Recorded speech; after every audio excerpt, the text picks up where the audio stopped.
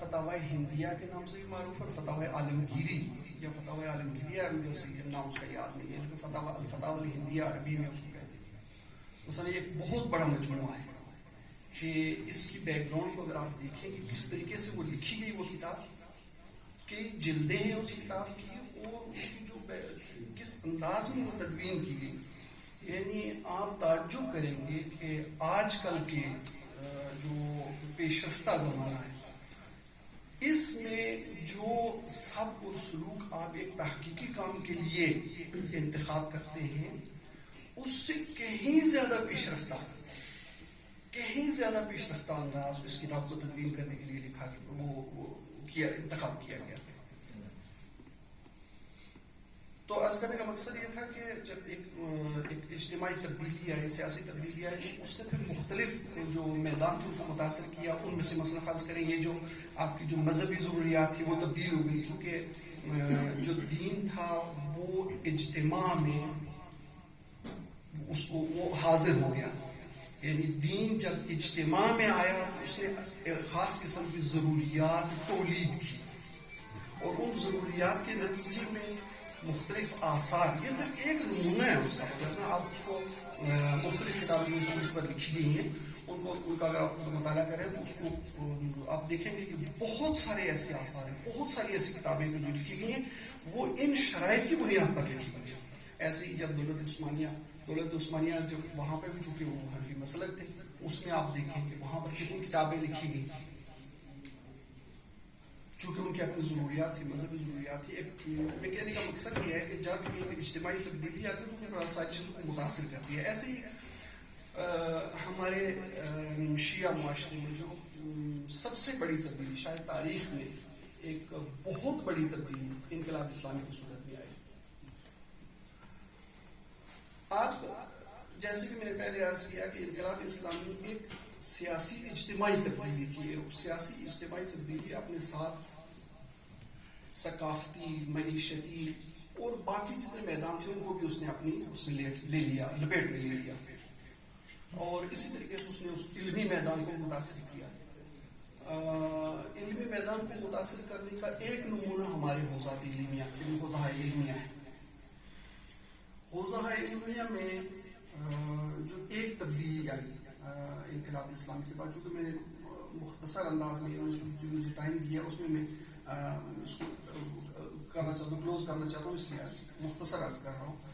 انقلاب اسلامی کے بعد جو حوزہ علمیہ میں تبدیلی آئی،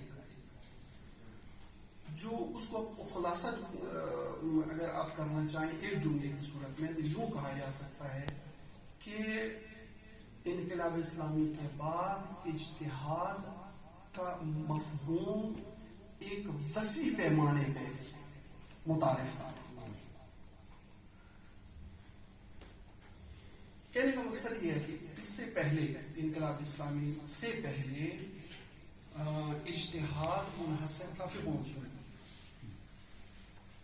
اس سے ہٹ کر جو باقی میدان تھے ان میں اجتہاد کا اتنا وسیع معنی میں تصور نہیں تھا۔ حتیٰ خود جو اسلامی علوم کے عنوان سے علوم جانے جاتے تھے ان میں بھی اتنا وسیع تصور نہیں تھا۔ مثلا فرض کریں کلام ہے، مثلا فرض کریں تفسیر ہے، یہ ایسے علوم ہے کہ جو حوزے کے ساتھ مربوط تھے، ان میں بھی اتنا وسیع تصور نہیں تھا۔ لیکن انقلاب اسلامی کے بعد ایک بہت جو اجتہاد کا جو معنی اور مفہوم تھا اس میں ایک وسعت آئی، اور اس نے ان علوم میں اجتہاد کے کنسیپٹ کو متعارف کرایا، یہ جو اس کے اپنے حوزوی علوم تھے۔ یہ ایک بات۔ اس سے ہٹ کر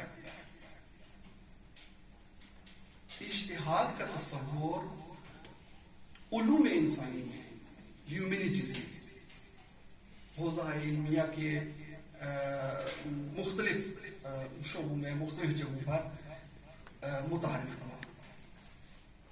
مثلا فرض کیجیے بیرمان مثال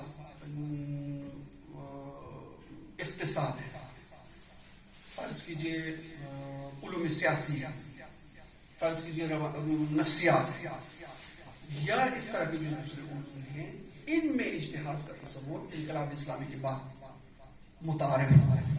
یعنی جس طریقے سے آپ فقہ اور اصول میں اجتہاد کو ضروری سمجھتے تھے، اسی طریقے سے انقلاب اسلامی کے بعد ان میدانوں میں جن میں خاص طور پر علوم انسانی شامل ہے، علوم انسانی خاص طور پر ان میں اجتہاد کا تصور انقلاب کے بعد متعارف ہوا،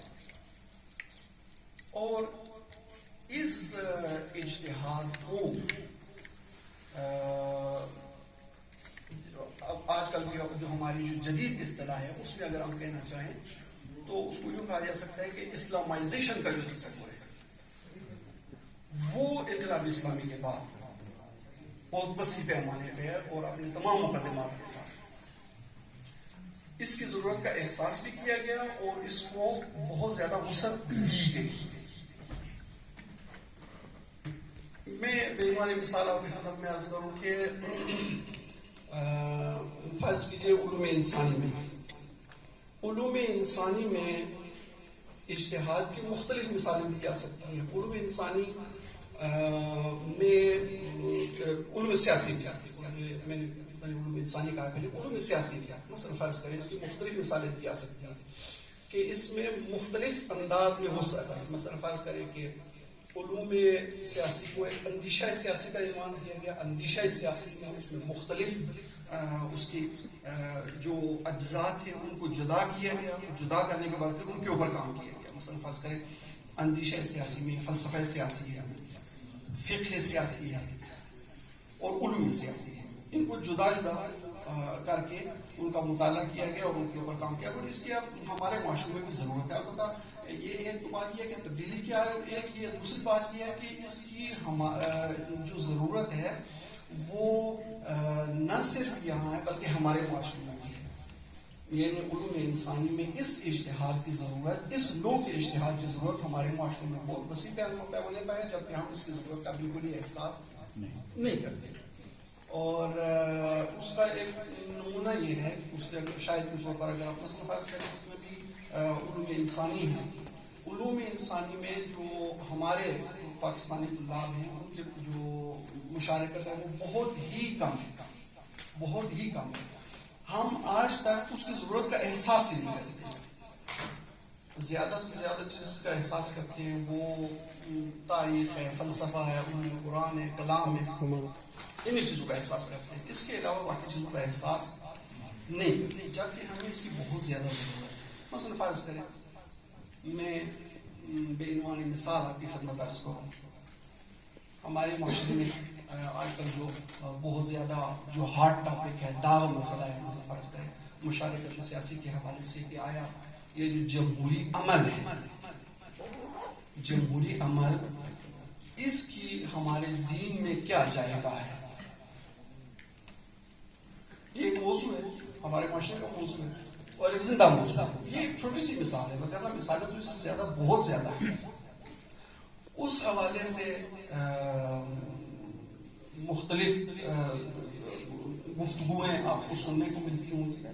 اگر آپ جتنی بھی گفتگویں ہمارے معاشرے میں اس موضوع کے حوالے سے ہوئی کسی بھی اہل فن کے سامنے رکھیں، مثلا فرض کریں یہاں پہ جن لوگوں نے اندیشہ سیاسی کے اوپر کام کیا ہے ان میں سے آپ کسی کے سامنے رکھیں تو وہ آپ کو بتائیں گے کہ یہ کتنی خام اور ناپختہ باتیں ہمارے اہل علم کے درمیان جو باتیں ہو رہی ہیں، باقی جو عوام ہیں ان کی تو بات ہی نہیں ہے۔ ہمارے اہل علم کے درمیان صرف اس موضوع پہ جو گفتگویں ہوئی ہیں یا ہو رہی ہیں، آپ کسی اہل فن کے سامنے رکھیں وہ آپ کو بتائیں گے کہ کتنی خام اور ناپختہ باتیں۔ اس کی بنیادی وجہ کیا ہے؟ اس کی بنیادی وجہ یہ ہے کہ ہم جس طریقے سے باقی علمی مسائل کو بہت ہی سہل لیتے ہیں، بہت ہی آسان لیتے ہیں اور مسامحہ کرتے ہیں، اسی طریقے سے اس میدان میں بھی ہم اپنی روٹین کے مطابق مسامحہ کرتے ہیں، وگرنہ یہ باتیں ویسے کلی طور پر بہت ساروں نے پڑھی ہوئی ہیں، بلکہ جو باتیں کر رہے ہیں انہوں نے شاید ہم اور آپ سے بہت زیادہ پڑھی ہوئی اور تخصصی انداز میں پڑھی ہوئی، لیکن اس کے باوجود مسائل ہیں، اس کے باوجود مشکلات ہیں۔ مشکلات سے مراد یہ ہے کہ آپ ایک بات کو فنی انداز میں اور تخصصی انداز میں افراد گفتگو کرنے کی میری نظر میں کسی بندے میں صلاحیت ابھی تک سامنے نہیں آئی. اس کی بنیادی وجہ کیا؟ اس کی بنیادی وجہ کہ ہم دلچسپی نہیں رکھتے، علمی حوالے سے ہم دلچسپی نہیں رکھتے. وغیرہ ویسے تو دلچسپی ہے ہمارے، ویسے تو ہماری سیاسیات میں اور باقی مسائل میں بہت زیادہ دلچسپی ہے، لیکن علمی انداز میں دلچسپی نہیں ہے. وغیرہ بہت اسی موضوع کا اگر آپ لیں تو اس میں جتنے افراد ہیں، چاہے ہم ہوں چاہے عوام ہوں، وہ سب سے پہلے کہتے ہیں کہ مراجع سے فتویٰ لیں، مراجع سے فتویٰ لیں. جبکہ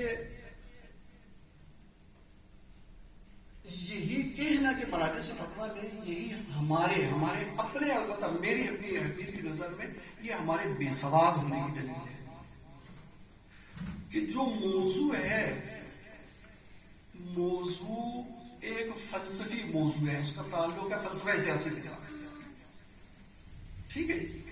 اب اگر آپ وہاں پر اگر آپ کو یہ پتا ہوتا کہ اس موضوع کی ماہیت کیا ہے تو آپ یہ کہتی ہی نہیں کہ فتویٰ لیں گے مراجع سے.